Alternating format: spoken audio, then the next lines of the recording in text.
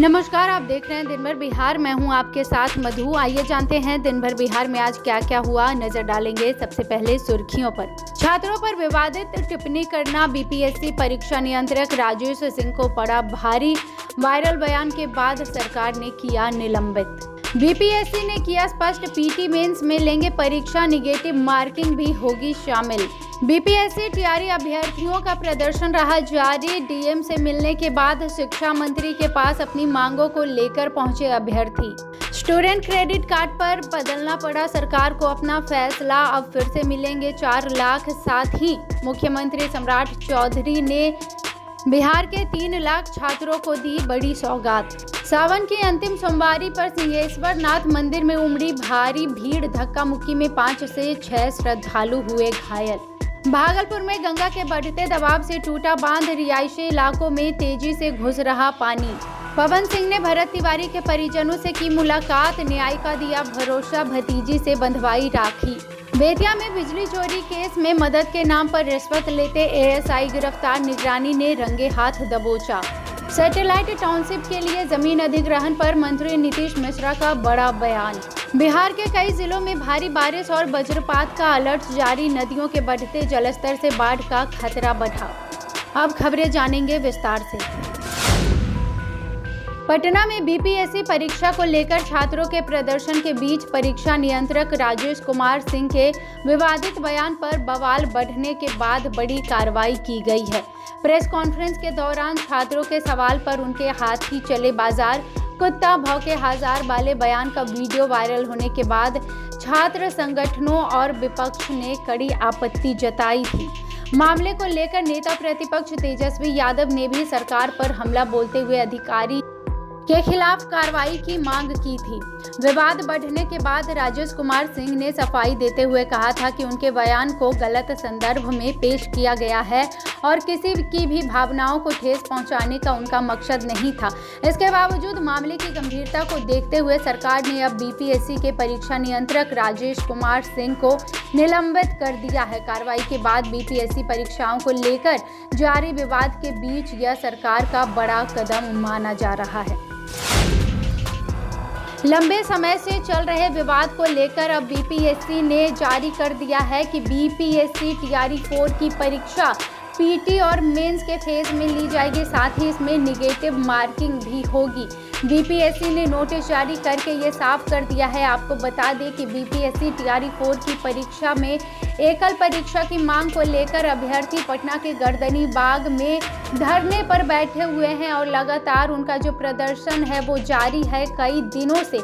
ऐसे में उनकी जो मांगे हैं वो एकल परीक्षा को लेकर है और जो निगेटिव मार्किंग है उनको भी हटाने को लेकर है। लेकिन अब इसी बीच बीपीएससी का बड़ा फैसला देखने को मिला है और बीपीएससी ने साफ कर दिया है कि अब परीक्षा 2 फेज में ली जाएगी, साथ ही इसमें निगेटिव मार्किंग भी शामिल होगी।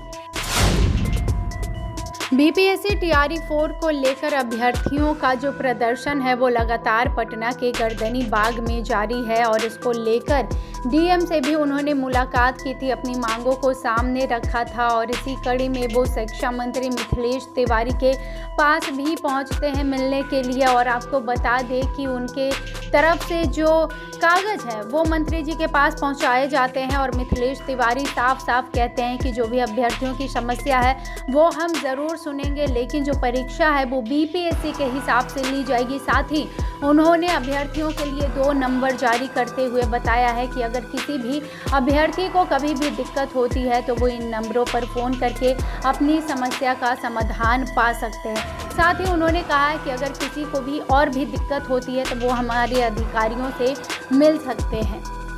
तो एक तरफ बीपीएससी टीआरई 4 में एकल परीक्षा को लेकर जो अभ्यर्थी है उनका जो प्रदर्शन है वो जारी है, दूसरी तरफ शिक्षा मंत्री ने भी इसको लेकर बड़ा बयान दे दिया है। अब देखना ये होगा कि अभ्यर्थियों का जो प्रदर्शन है वो आखिर कब तक खत्म होता है।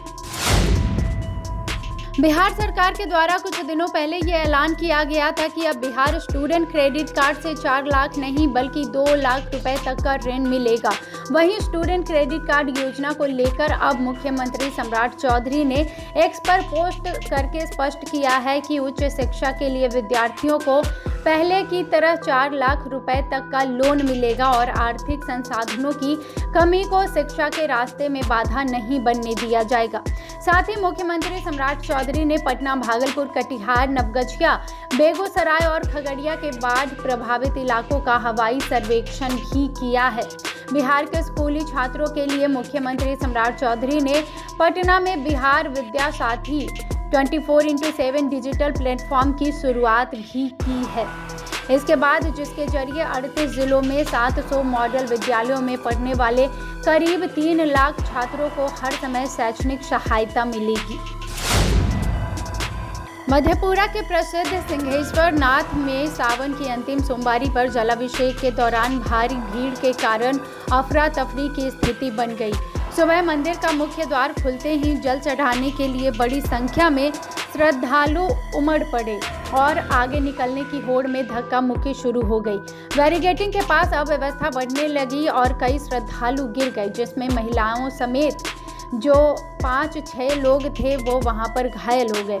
घायलों को जननायक कर्पूरी ठाकुर मेडिकल कॉलेज अस्पताल और स्थानीय स्वास्थ्य केंद्रों में भर्ती कराया गया, जबकि कुछ पुलिसकर्मियों को भी हल्की चोटें आई। हालांकि डीएम अभिषेक रंजन ने बड़े पैमाने पर भगदड़ और बैरिकेडिंग टूटने की खबरों का खंडन किया।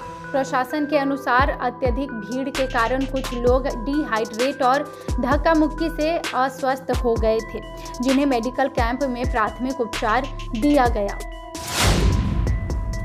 भागलपुर के खरीक प्रखंड के राघोपुर में सोमवार तड़के गंगा नदी के बढ़ते जलस्तर और तेज बहाव के दबाव में काजी कौरैया राघोपुर मार्जिनल बांध का करीब 70 से 80 मीटर हिस्सा टूट गया। बांध टूटते ही बाढ़ का पानी तेजी से रिहायशी इलाकों की ओर फैलने लगा, जिसमें आसपास के गांव में हड़कंप मच गया। बताया जा रहा है कि नदी के बीच टापू बनने के कारण पानी की धारा सीधे बांध से टकरा रही थी, जिससे कटाव बढ़ता गया और बांध टूटने वाली जगह से करीब 500 मीटर दूर ऊर्जा मंत्री शैलेश कुमार उर्फ बूलो मंडल के पैतृक गांव और आवास में भी बाढ़ का पानी प्रवेश कर गया है। अब भागलपुर प्रशासन तमाम चीजों की निगरानी कर रही है और कटाव रोधी कार्य भी शुरू करा दिया गया है। भोजपुर में पुलिस मुठभेड़ में मारे गए भरत तिवारी की मौत के 67 दिन के बाद भोजपुरी गायक और भाजपा एमएलसी पवन सिंह सोमवार को उनके पैतृक गांव बिलौटी पहुंचे और परिजनों से मुलाकात की। पवन सिंह ने भरत तिवारी की तस्वीर पर पुष्पांजलि अर्पित कर श्रद्धांजलि दी और परिवार को न्याय की लड़ाई में हर संभव सहयोग का भरोसा भी दिया। इस दौरान भरत तिवारी की भतीजी खुशी ने पवन सिंह को राखी बांधी, जिसके बाद उन्होंने खुशी को 51,000 रुपए उपहार में दिए और भरत की मां के पैर छूकर आशीर्वाद लिया। परिवार ने पवन सिंह के सामने पूरी घटना की जानकारी रखते हुए न्याय की मांग की, जिसके बाद उन्होंने हर संभव मदद का आश्वासन दिया। बेतिया के नरकटियागंज में निगरानी विभाग की टीम ने सोमवार को कार्रवाई करते हुए शिकारपुर थाना के एएसआई उपेंद्र विद्यार्थी को 4,000 रुपए रिश्वत लेते रंगे हाथ गिरफ्तार किया। आरोप है कि एएसआई ने हरदी टेढ़ा निवासी अमृत कुमार से बिजली चोरी के मामले में मदद करने के नाम पर रिश्वत की मांग की थी। मामले की शिकायत मिलने के बाद निगरानी विभाग ने आरोपों का सत्यापन किया, जिसमें रिश्वत मांगे जाने की पुष्टि हुई। इसके बाद निगरानी डीएसपी सतीश माधव के नेतृत्व में टीम ने हाई स्कूल चौक के पास जाल बिछाया और जैसे ही अमृत कुमार ने एएसआई को 4,000 रुपए दिए, टीम ने मौके पर पहुंचकर एएसआई को दबोच लिया और गिरफ्तार करके अपने साथ ले गई। बिहार में प्रस्तावित सैटेलाइट टाउनशिप के लिए जमीन अधिग्रहण को लेकर जमीन मालिकों की नाराजगी के बीच नगर विकास एवं आवास मंत्री नीतीश मिश्रा का बयान सामने आया।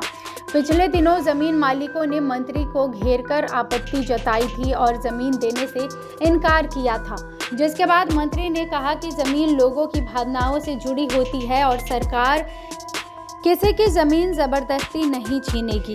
उन्होंने कहा कि प्रोजेक्ट में आने वाली ज़मीन को विकसित करने से ज़मीन मालिकों का ही फायदा होगा और करीब 55% ज़मीन उन्हें वापस कर दी जाएगी, जबकि 45% ज़मीन सरकार के पास रहेगी, लेकिन इसके बदले ज़मीन मालिकों को दूसरी ज़मीन दी जाएगी और अगर उन्हें ये विकल्प पसंद ना आए तो उनके लिए दूसरे विकल्प भी रखे गए हैं।